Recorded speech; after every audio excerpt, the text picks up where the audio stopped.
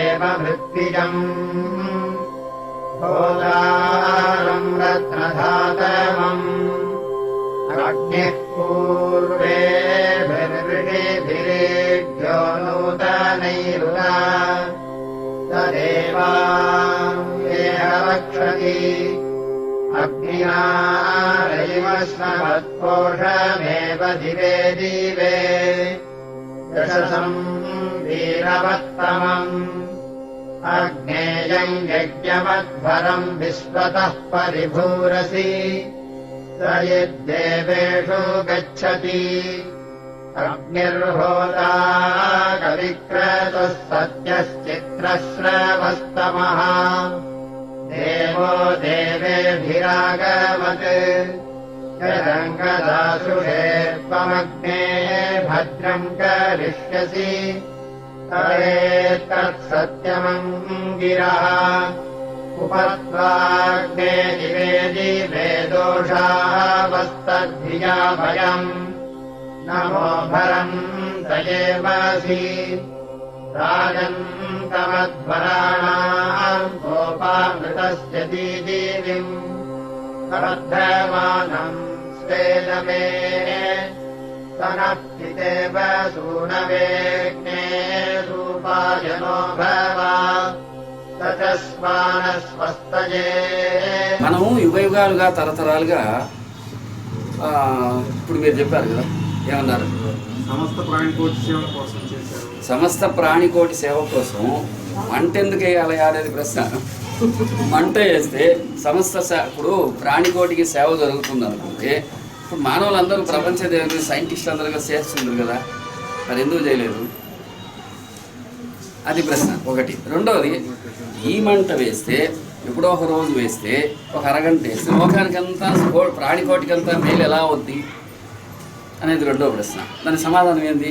వాళ్ళలో ఎవరు ఆయన దగ్గర పోయి తెలుసుకోవాలని స్వామి గుండం ఎందుకని అడగారు. కొందరు సుట్టలు తీసుకోవడానికి పోయారు, వీడియోలు తీసుకోవడానికి పోయారు, కానీ ఈ దేనికి అని అడిగారు. అడిగితే ఆయన రెండు మాటలు చెప్పాడు.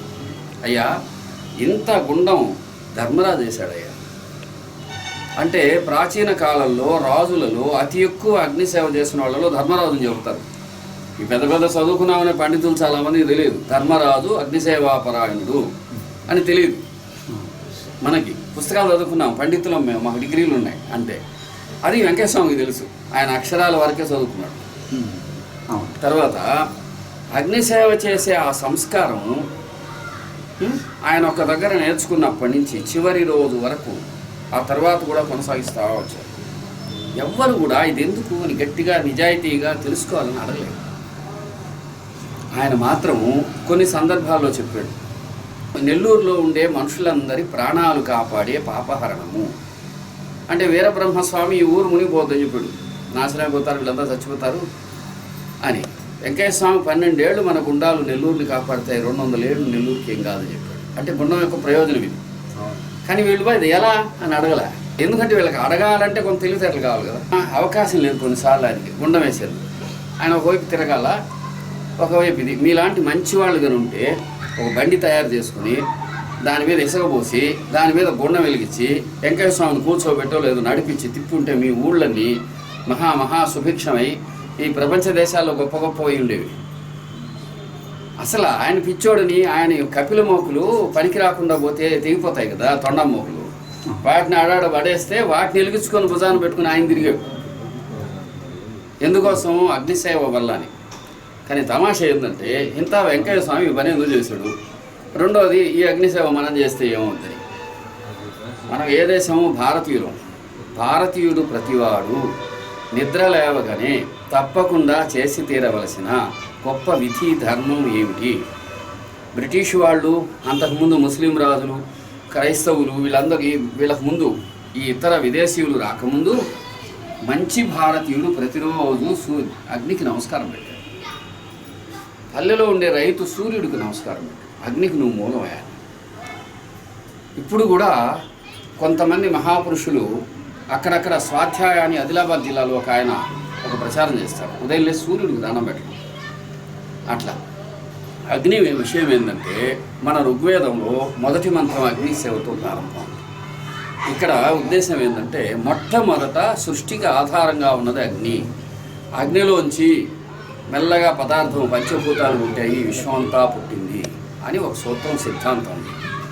అది అదేవిధంగా మన ఋగ్వేదంలో మొదటి మంత్రం కూడా అదే చెప్తుంది. ఇప్పుడు ఆడపిల్లలందరూ చెప్తారు ఆ మంత్రం, మగ ఆడ తేడా లేకుండా.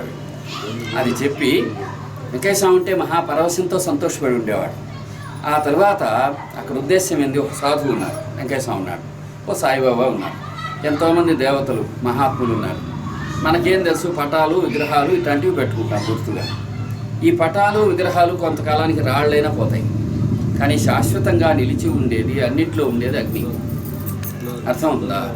అటువంటి అగ్నిని సేవిస్తే అందరూ మహాత్ములకు, ఋషులకు, జ్ఞానులకు, ప్రవక్తలకు, సత్పురుషులకు, ఆ తర్వాత అన్ని జీవజాలానికి, దేవతలందరికీ శ్రేయస్కరమైన మేలు ఎలా చేకూరుద్దంటే జ్ఞానం వల్ల చేకూరుద్ది. ఆ జ్ఞానమే ఆనందానికి మూలము, అది జీవిత లక్ష్యము అని చెప్పి భారతదేశంలో ఋషులు అనాది కాలం, అంటే ప్రపంచంలో మిగతా దేశాల్లో ఇంకా గుడ్డగోచి వేసుకోవడం కూడా రాని రోజులు వీళ్ళు చెప్పారు. ఈ మత్స్యకాలంలో విదేశీయుల వల్ల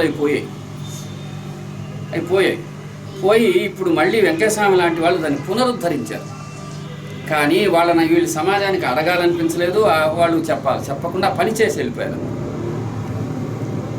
వెంకటస్వామి వాళ్ళు వాళ్ళ సాయిబాబాను అడిగారు, ఎందుక ఈ గుండం, అగ్ని ఎందుకు అన్నారు. అంటే పాపాలు దహించడానికి అన్నాడు. ఎవరు 2 లైన్లో చెప్పాడు, మీ పాపాలు దహించడానికి, అందుకోసం ఆయన అగ్నిహోత్రం వెలుస్తున్నాడు. అట్లాగే వెంకటస్వామి కూడా అదే వరవడిలో చేశారు. ఇంత పెద్ద భారతదేశం ఉంది, ఇన్ని వేల సంవత్సరాల చరిత్ర ఉంది, ఈ విధంగా అగ్నిహోత్ర పరాయణులు ఎంతమంది ఉన్నారు? ఒకవేళ శిష్టాచార పరాయణులైనటువంటి ఈ బ్రాహ్మణులు, ఇతరమైనటువంటి గొప్ప ఋషీశ్వరుడు ఎందరన్నా ఉండవచ్చు. వాళ్ళలో ముఖ్యంగా సాయిబాబా అయితే తానున్న చోటే అగ్నిహోత్రం వెలిగించారు.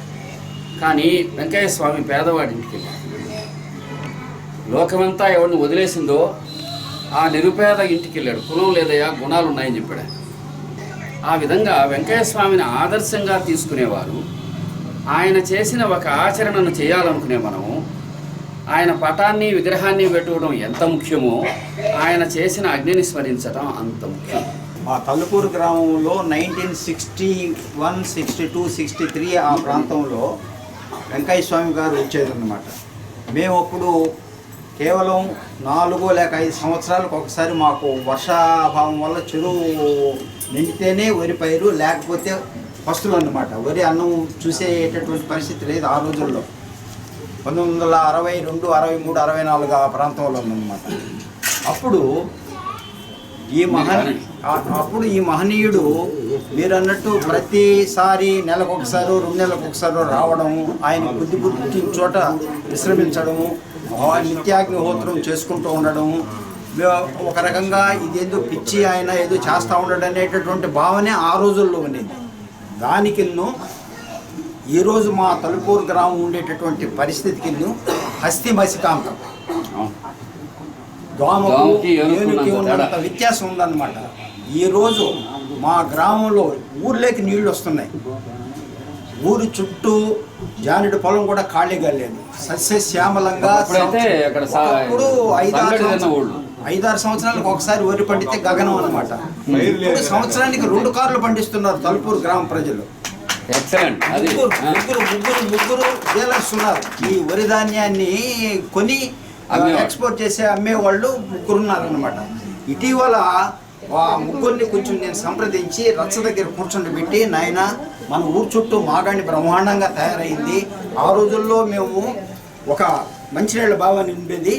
నైటు లాంతర్ తీసుకెళ్ళి అక్కడ కూర్చొని నీళ్లు చెలువులో ఊరినట్టు ఊరుతూ ఉంటే గ్లాస్తో పోసుకొని వచ్చి మేము గొక్క తడుపుకునేవాళ్ళం. అప్పుడు 60s, 70s తాగేదానికి ఈ రాజు అద్భుతమైనటువంటి నీటి సంపద దోచుకుంటూ కొద్దిగా తాగేవాళ్ళం. పుష్కలంగా ఉండేటటువంటిది కాదు. మేము ఈవెన్ ఆ గ్రామస్తులం ఆశ్చర్యపోయేటటువంటి విషయం నాకు మొన్ననే తెలిసింది. ఒక్కసారి మా ఊర్లో చుట్టూ వరి పొలం సాగిస్తే 4 కోట్ల రూపాయల విలువగల ధాన్యం కేవలం మా ఊరు నుంచి వాళ్ళు మానవ ప్రపంచానికి అందుతుంది. ఎక్కడైనా బియ్యం మనుషులే కదా తింటారు, ఎక్కడైనా తింది అంతే కదా. అంత అద్భుతమైన విషయం మేము తెలుసుకొని మేము అనునిత్యం అంతకంటే గొప్ప జరగాల్సి ఏముంది? మనిషికి ఆహారం లభించడం అది. ఒక విచిత్రం చెప్పనా, ఋషి తపస్సు అది. మీరు గమనించిన ఇంకో పాయింట్ చెప్తాను, మీరు గమనించి ఉంటారు, మీరు చెప్తేనే నాకు తెలిసింది. మీ తరువాతి తరాల బిడ్డలు మీరు ఊహించిన దానికంటే బాగుపడ్డారు మీ ఊళ్ళో. అవును. ఎవరు కాదనగారు. మీ ఊర్లలో ఒకరోజు నేను మీ ఊరికి వచ్చాను, ఒకరోజు అగ్నిసేవన వచ్చాము, ఇంకో రోజు వచ్చేప్పుడు ఆ స్కూల్లో పిల్లలందరికీ పుస్తకాలు, పలకలు, సంచీలు అన్నీ పంచుతున్నారు. ఎవరు? ఎక్కడో బయట ఉండేటువంటి వాళ్ళు, హైదరాబాద్ నుంచి ఇతర ప్రాంతాల నుంచి వచ్చి ఆ ఊరి యువకులు ఆ ఊళ్ళో ఉండే పిల్లలకు కావాల్సినవన్నీ సంతోషంగా చదువుకోవటం కావాల్సినవన్నీ పంచుతున్నారు. ఈరోజు అక్కడుండే తల్లిదండ్రుల గురించి ఆలోచించే బిడ్డలు బయట ప్రాంతాల్లో ఉండి వాళ్ళని తడుచుకోవడం అనే సంతోషమైన వార్త నేను చూశాను. కాదంటారా? తర్వాత బిడ్డలు చదువుకున్నారు. ఒకరోజు ఊహించగలవా? వెనక మనకు చదువుకునే అవకాశం లేదు ఆ పల్లెల్లో. ఇప్పుడు ప్రపంచం అంతా ఉన్నారు, ఎక్కడెక్కడా ఉన్నారు. ముఖ్యంగా వెంకయ్య స్వామి మానవ జాతికి ఇచ్చి మౌనంగా ఆయన సహాయం పనిచేశారు. శక్తివంతంగా వాళ్ళందరికీ మనిషికి ఏం కావాలా? ముందు ఆహారం, తర్వాత పని, తర్వాత రక్షణ, దీనికి ఆధారమైన భూమికి నీరు, అదిగాక రోగరహితమైన ఆరోగ్యకరమైన పిల్లలు, చదువు, ఇట్లా ఒక్కోటి ఆయన తన భావాల్లో చాలా చోట్ల ఆయన ప్రమాణ పత్రాలు రాయించారు. పుల్లూరుకి విద్యనిచ్చాను. బాగా ఆయన అనుగ్రహానికి పాత్రమైన గొప్ప ఊరు మీ ఊరు. ఆ రోజుల్లో అప్పుడు మా నాన్నోళ్ళతో కూడా ఫ్యాక్టరీకి వెళ్ళేది వెంకయ్య స్వామి. ఇంటర్వెల్ కొట్టినప్పుడు పరిగెత్తుకుంటా వెళ్ళి ఎవరు మూట అంటే వాళ్ళ మూట ఇప్పుకొని, ఎవరు క్యారియర్ అంటే వాళ్ళ క్యారియర్ తీసుకొని అంత కాకలకి గద్దలకి వేయడము, ఆయన అంత మూటలే ఉన్నాయి. మూటలు గట్టి పెట్టి చెట్లు గట్టి పెట్టుకొని ఫ్యాక్టరీకి వెళ్తారు. వాళ్ళు ఇంటర్వెల్లో వస్తుండగానే మా వెంకయ్య స్వామి ముందు పరిగెత్తుకొని వచ్చేసేది. ఎవరు మూట అంటే వాళ్ళ మూట ఇప్పుకోవడము, అంత కాకలకి గద్దలకి వేయడము అట్లా చేసేవాడు. ఈ వీళ్ళందరూ ఏమనుకునేదంటే వెంటనే ఇంటర్వెల్ కొడుతున్నాడు, పిచ్చంకాయ వెళ్తున్నాడు, మా మూటలు కాపాడుకోవడానికి వెళ్ళేవాళ్ళు. మా మూట ఇప్పుకుంటాడు, మా క్యారియర్ పెరుక్కుంటాడని వాళ్ళందరూ కూడా పరిగెత్తుకొని వెళ్ళి ఎవరు మూట కాడవాళ్ళు భద్రతగా ఉండేవాళ్ళు. ఆ విధంగా చేస్తూ పిచ్చంకాయ అని అప్పుడు ఆయన మహత్వం. ఆయన గనుక ఈరోజు అట్లాంటి సత్సంగం, ఇక్కడ మనం ఈ సత్సంగం ఎందుకు చేసుకుంటున్నాం అంటే కాలక్షేపానికి కాదు ఇది. ఇటువంటి సత్సంగం ఆ వేళ మీకుండి ఆయన ఎవరి మూట ఇప్పుతారో అన్ని మూటలు తీసుకెళ్ళిపోమని ఊరుకున్నారనుకో, వెళ్ళి నమస్కారపూర్వకంగా ఇప్పుడు మీరు నేను ఆయన పనిలో ఉన్నాము, అది గన తీసుకుంటే అది వెదజల్లితే 3 ఉండేవి. మనకి తీవ్రమైన ఆకలి ఉంటే ఆ ఆకలి ఆజన్మాంతం తీరే పుణ్యఫలం లభించి మనం ధన్యులో ఉండేవాళ్ళం. ఇది మహాభారతం లాంటి గ్రంథాల్లో రాశారు. ఒకటి. రెండోది, మనకే కాదు మన కుటుంబానికి మేలైంది. ఎందుకని? ఆయన ఎప్పుడైతే మనది ఆహారం తీసుకున్నాడో మన బాధ్యత ఆయన వహిస్తాడు. ఆ జ్ఞానం లేక అన్నం మిగిల్చుకొని స్వామి వదులుకున్నాడు, పుణ్యాన్ని వదులుకున్నాడు.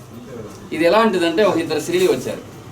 అప్పటికి సిరిడి కొంచెం ప్రశస్తమైంది. 1915-17 అప్పుడు వచ్చి చూడు ఇదంతా అన్యాయం, మనం అడగగానే మనకి పైన గదిలో పడుకోవడానికి స్థలం లేదు, డబ్బులు ఉండే వాళ్ళకి పేరు పలుకుబడే వాళ్ళకేను అని చూడు బాబా కూడా ఏం చేస్తున్నాడో ఆయన చెప్పొచ్చు కదా మనకు గది అనుకున్నారు. వెంటనే బాబా ఏం చేశారంటే పిలిపించారు. ఒకళ్ళు పిలిచి, రే నాయన ఇట్లా రాత్రికి వీళ్ళిద్దరు ఆ పైన పడుకునే అవకాశం ఉందన్నాడు. ఇప్పుడు భగవంతుడు అనుగ్రహిస్తే చాలదు. జన్మకోసారి అక్కడికి వెళ్ళిన వాళ్ళు ఆ రాత్రి కొద్ది గంటలు ఆడ పడుకుంటే ఏమి, ఎక్కడ పడుకుంటే ఏమి, ఆయన అనుగ్రహాన్ని అట్లా వ్యర్థపరుచుకున్నాడు. ఇప్పుడు మనందరం కూడా అంతే. ఎందుకని? సత్సంగం లేక, ధర్మం తెలియక. నిజంగా ఆయన వచ్చి ఆయన పిచ్చోడా మహాత్ముడా తర్వాత సంగతి. ఏం తీసుకుంటున్నాడు? అన్నం. ఇప్పుడు మన 3 అన్నంలో ఒకరు అన్నం తీసుకున్నాడు అనుకోండి బాబు, మిగతా 2 అన్నం 3 తినలేమా? ఒకవేళ ఆకలి తట్టుకోలేకపోతే తిని బతకొచ్చు కదా. మనకు ఆ సంస్కారం ఉండదు. ఒకరు అన్నము 10 మంది అయినా తినొచ్చు, కానీ 10 మంది ఒకరు తినలేడు. ఇప్పుడు అక్కడ ప్రతి ముఖ్యంగా రాజపద్మాపురం ఊరు అంటే మంగమ్మని ఇచ్చారు వెంకటస్వామి చెల్లెలు. ఆ ఊరు నుంచి నారాయణ ఆయన ప్రతిసారి ఇక్కడికి వస్తున్నాడు నెలకొమారు. ఆయన చిన్నగోవింద స్వామి కొడుకు. ఆ ఊర్లోట వెంకయ్య స్వామి వచ్చినప్పుడు అది ఎంత కష్టం అంటే ఉదయాన్నే 8 గంటలకు ఎడగానే ఎక్కితే గూడూరులో ప్యాసింజర్ మన ఊరు అని ఒక స్టేషన్ ఉంది, రాత్రి 2 గంటలకు చేరుతుందట. 10 గంటల నుంచి 2 గంటల మధ్యలో దాని ఇష్టం. అక్కడ దిగిన తర్వాత ఊళ్ళో వాళ్ళంతా తీసుకుపోయాడట. ఊళ్ళో మొత్తం అన్ని ఇళ్ళు తలుపులు తీసేసి దీపం పెట్టి శుభ్రం చేసి ఉండేవాట. ఎవరింటికి ఆయన వస్తాడో వాళ్లకు మేలు జరుగుతుందని నమ్మేవాట. ఇది ఎప్పుడు 1950 ప్రాంతం. వాళ్ళకి ఆ సంస్కారం ఉండడం. ఒకరోజు ఏం చేశారంటే వాళ్ళ ఊర్లో ఒక మాంసం పొంగళ్ళు పెట్టేవాడు. అదేదో కొంచెం కష్టంగా అంటే వెంకయ్య స్వామిని అడిగారు, అయ్యా మీ ఊరి దేవత మీ ఊరి నుంచి వెళ్ళిపోయింది, అదిగో ఆ చెరువు గట్ట మీదకి, ఎందుకంటే మీరు చేసేది నచ్చలేదు, కాబట్టి మీరు ఇక మీద పాల పొంగళ్ళు పెడితే అమ్మగారు వస్తారు, నేను ఆమె రమ్మంటే వస్తానన్నారు. అదేందయ్యా మేము కోళ్ళు కోసుకొని తింటున్నాం, పొట్టేళ్ళు కోసి తింటున్నాం కదా, ఆ పొంగళ్ళు వద్దని అమ్మగారు అన్నారంటే ఎవరు చెప్పారని చెప్పాలన్నారు. వెంకయ్య స్వామి చెప్పారని చెప్పారు. ఆ రోజు నుంచి ఈ రోజు కూడా అక్కడ అమ్మగారి గుడిలో ఇంత అభ్యుదయవాది వెంకయ్య స్వామి. ఆయన మన ఊళ్ళలో ఉన్నాడు.